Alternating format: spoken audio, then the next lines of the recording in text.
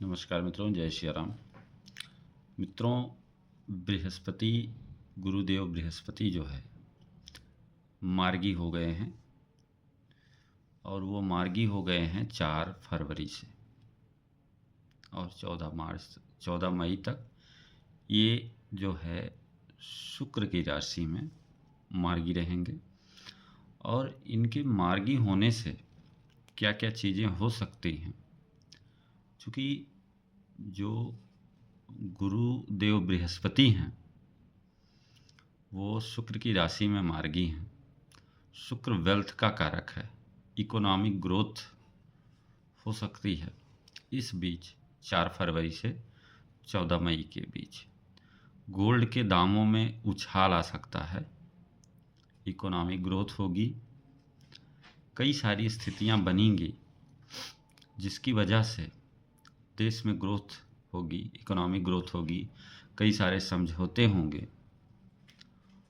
अगर हम देखें तो गुरुदेव बृहस्पति जो हैं पीली वस्तुओं के कारक हैं, यानी कि देश में जो पीली वस्तुएं हैं उनके दाम बढ़ेंगे।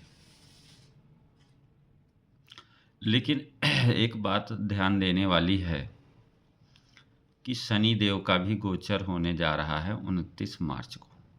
ठीक है, क्योंकि जो है 29 मार्च को शनि देव का जब गोचर होगा मीन राशि में, और शनि देव तीसरी दृष्टि से गुरु पर दृष्टि डालेंगे, तो शनि देव का जो मेन एक तरह से शनि देव की जो विशेषता है वो जिस भी भाव पर उनकी दृष्टि होती है वो वहाँ से रिलेटेड चीज़ों में गति धीमी हो जाती है। जैसे हम इकोनॉमिक ग्रोथ की बात कर रहे हैं तो इकोनॉमिक ग्रोथ जो है वो धीमी हो जाएगी, कहीं ना कहीं विद्रोह की स्थितियाँ उत्पन्न होंगी जो भी है। और विद्रोह की स्थिति जो उत्पन्न होगी, गुरु पर शनि की दृष्टि का मतलब है कि ग्रोथ का धीमा होना। गुरु कानून व्यवस्था को भी रिप्रेजेंट करते हैं, उससे संबंधित भी कुछ समस्याएं आ सकती हैं। और 29 मार्च के बाद जो इधर ग्रोथ हो रही है तेज़ी से, स्टॉक मार्केट में थोड़ा सा धीमी गति से ग्रोथ होगी और जीव जंतु और वनस्पतियों में कुछ ऐसी स्थितियां बनेंगी, विनाश की स्थितियां बनेंगी। 29 मार्च के बाद कुछ ऐसी प्राकृतिक आपदाएं भी आएंगी जिससे विशाल जनधन की हानि होगी। ठीक है, क्योंकि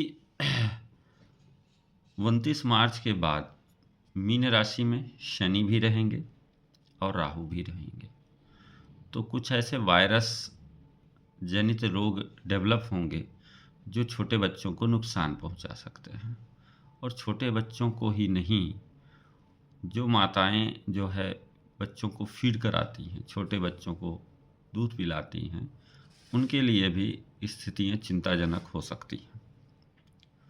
तो यही नहीं, शनि राहु की जो युति है वो जनता में विद्रोह का कारण भी बनेगी।